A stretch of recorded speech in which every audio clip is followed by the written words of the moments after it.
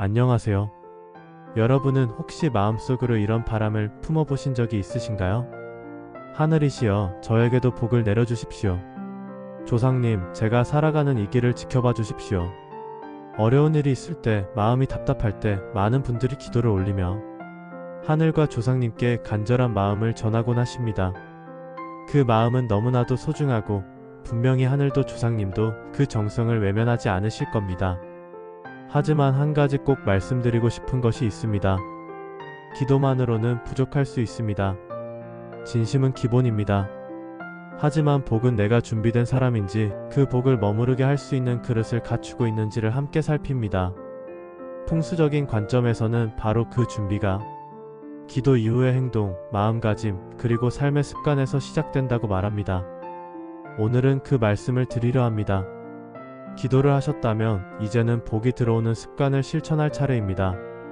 그리고 그 습관은 멀리 있지 않습니다. 지금 이 영상을 보고 계신 여러분의 삶의 공간과 태도 안에 복을 부르는 실마리가 이미 자리 잡고 있습니다. 먼저 꼭 기억하셔야 할 것은 복은 기다리는 것이 아니라 맞이하는 것이라는 점입니다. 하늘이 복을 내려주시고 조상님이 은덕을 보내주시더라도 그 복이 들어올 자리가 막혀 있다면 결국 돌아서 나가버리게 됩니다. 복은 바람처럼 흐르는 기운이기에 머무를 수 있는 빈자리, 맑은 통로, 준비된 마음이 반드시 필요합니다. 풍수에서 말하는 복의 자리는 단순히 재물만을 뜻하지 않습니다. 재물은 물론이고 건강운, 가족의 평안, 인연의 흐름까지 포함합니다. 그리고 그 모든 기운은 우리 삶의 공간, 즉 집안의 흐름과 연결되어 있다는 사실, 이제는 많은 분들이 체감하고 계실 겁니다. 자, 그렇다면 지금부터 기도 이상의 복을 부르는 생활 속 풍수 습관 4가지를 하나씩 자세히 말씀드려 보겠습니다.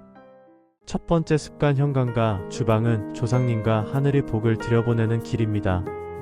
많은 분들이 기도를 드릴 때 조상님의 사진 앞이나 조용한 방 한켠에서 마음을 모읍니다. 그 정성은 참으로 소중하지만 풍수에서는 그 기도를 받아들일 공간 또한 중요하게 여깁니다. 현관은 복이 들어오는 첫 관문입니다. 하늘의 기운이 집으로 스며드는 입구이며 조상님께서 복을 보내시는 흐름이 시작되는 자리이기도 하지요. 그런데 그 현관이 어둡거나 막혀있거나 신발이 뒤엉켜 있고 먼지가 쌓여 있다면 복이 들어오지 못하고 문턱에서 멈춰 서게 됩니다. 또한 주방은 재물운이 조리되는 곳입니다.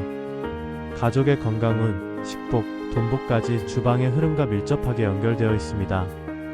불을 다루는 곳이기에 불화의 기운을 다스려야 하며 싱크대는 물의 흐름과 연결되어 있어 풍수에서 가장 중요하게 보는 공간 중 하나입니다. 기도를 드렸다면 그 복이 들어올 수 있도록 현관문을 닫고 주방을 정리하고 불필요한 물건은 비우는 것. 이 작은 실천이 복을 머무르게 하는 첫 번째 생활 습관입니다.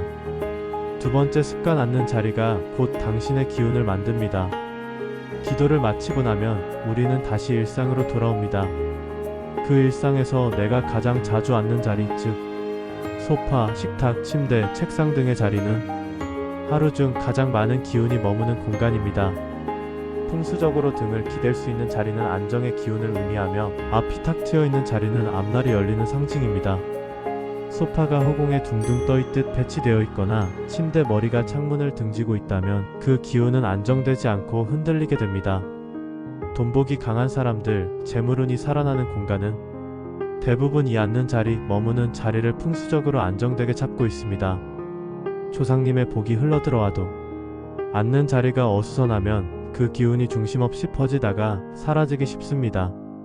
기도를 하셨다면 이제는 앉는 자리, 머무는 자리를 정비하는 실천이 따라야 합니다. 그 중심이 바로 당신의 기운이 살아나는 자리입니다. 세 번째 습관, 말을 아끼고 마음을 정리하십시오. 풍수는 단지 공간만을 말하는 학문이 아닙니다. 마음의 흐름, 말의 기운, 생각의 방향까지도 포함한 기운의 과학입니다. 말은 소리로 흘러나오지만 기운은 그 말에 실려 공간에 머뭅니다. 기도는 대부분 마음속 소원을 말로 담아내는 행위입니다. 하지만 기도 후에 불평, 원망, 욕설, 불안, 조급함이 섞인 말이 이어진다면 그 기도는 기운으로 굳지 못하고 흩어지게 됩니다. 복은 고요하고 정갈한 마음에 머물고 말수가 적되 따뜻한 사람에게 스며듭니다. 조상님이 가장 기뻐하시는 것은 절에서 드리는 큰 제사도 수백 번의 기도도 아닌 후손이 바르게 살려는 정성과 단정한 말씨라고 하지요. 기도 이후의 말은 그 기도의 방향을 결정합니다. 감사하는 말, 복을 나누려는 말, 그리고 내 마음을 다잡는 말들이 돈복을 끌어당기고 재물운을 현실로 만드는 길이 됩니다. 네 번째 습관, 조상님의 자리를 잊지 마십시오. 마지막으로 가장 중요한 습관을 말씀드리겠습니다. 바로 조상님께 마음을 잊지 않는 것, 그 정성을 공간으로 표현하는 일입니다. 기도는 조상님께 드리는 마음의 편지입니다. 하지만 풍수에서는 그 편지를 잘 전달하기 위해 조상님의 기운이 머무를 수 있는 공간이 필요하다고 봅니다. 그게 꼭 제단이거나 특별한 방일 필요는 없습니다. 사진 한 장, 작은 촛불, 향 하나, 혹은 조용히 앉아 차 한 잔을 올리는 마음만으로도 충분합니다. 그 공간이 정갈하고 일상 속에서 자주 눈길이 가는 곳이라면 그 자체로 복이 머무는 작은 제단이 되어줍니다. 기도를 하셨다면 조상님을 위한 자리를 마련해 보십시오. 하늘의 기운이 내려앉을 자리를 만들어 보십시오. 그 마음 하나로 지금 막혀있는 운의 흐름이 달라질 수 있습니다. 다섯 번째 습관, 복을 부르는 사람은 시간의 기운을 다르게 씁니다. 복이 있는 사람과 그렇지 못한 사람의 차이, 그건 단순히 운의 문제가 아닙니다.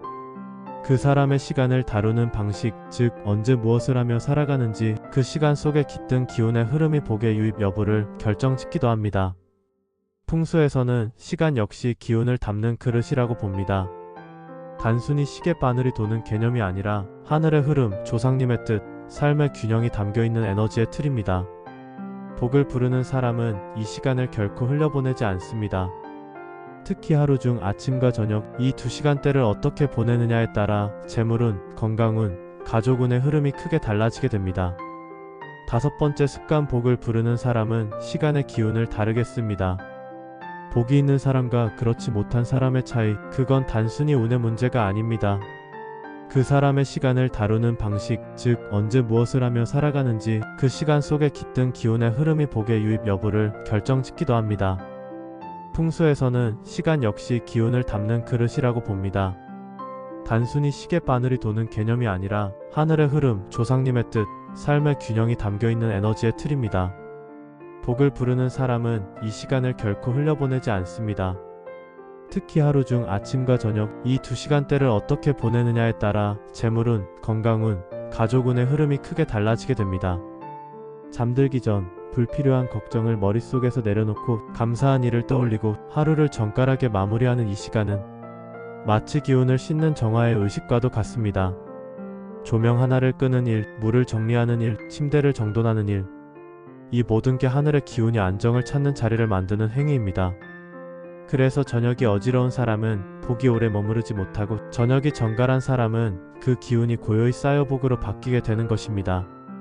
지금까지 말씀드린 5가지 풍수 습관을 다시 떠올려 보면 이 모든 내용의 바탕에는 한 가지 공통된 흐름이 있습니다.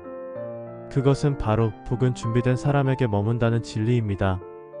기도는 복을 부르는 시작입니다. 그 간절한 마음은 반드시 하늘에 닿고 조상님께 전해집니다. 하지만 그 복이 머무르고 꽃 피우고 열매 맺으려면 기도 위에 실천이라는 뿌리가 내려져야 합니다. 복은 눈에 보이지 않지만 그 기운은 우리가 머무는 공간에서 흐르고 매일 반복하는 습관 속에서 쌓이며 내가 머무는 자세, 내가 하는 말, 내가 만드는 자리에서 조용히 자리를 잡아갑니다. 현관과 주방을 정갈하게 가꾸는 일, 내가 앉는 자리와 잠드는 공간을 안정감 있게 배치하는 일, 불필요한 말과 마음을 덜어내는 일, 조상님을 기억하고 감사하는 자리를 마련하는 일, 그리고 하루의 아침과 저녁을 바르게 여닫는 일. 이 5가지는 단순한 생활의 팁이 아닙니다.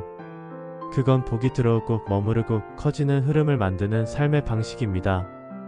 혹시 지금 나는 왜 이렇게 운이 없을까? 왜 아무리 기도해도 상황이 바뀌지 않을까 하고 고민하고 계셨다면 그 기도의 다음 장을 이제 열어보시길 바랍니다.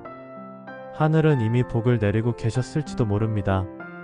조상님도 이미 길을 비춰주고 계셨을지도 모릅니다. 단지 그 복이 들어올 자리가 없었고 그 기운이 앉을 중심이 부족했을 뿐입니다. 오늘부터라도 아주 작게 시작해 보십시오. 현관을 닫고 침대를 벽에 붙이고 하루에 한 번이라도 조상님께 인사를 올리고 잠들기 전에는 고마운 일을 하나 떠올려 보는 것. 그렇게 작고 조용한 습관이 하늘의 복을 현실로 바꾸는 진짜 열쇠가 됩니다. 복은 선택받은 사람에게만 오는 것이 아닙니다. 복은 준비된 마음과 정성 어린 습관을 가진 사람에게 천천히 다가옵니다.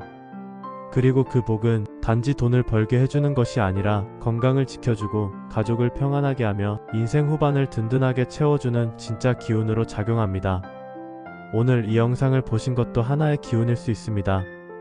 지금 이 순간부터라도 여러분의 삶에도 복이 스며들기를, 재물운이 흐르기를, 조상님의 음덕이 함께 하시길 진심으로 기원드립니다. 감사합니다. 그리고 오늘도 좋은 기운 가득한 하루 되시길 바랍니다.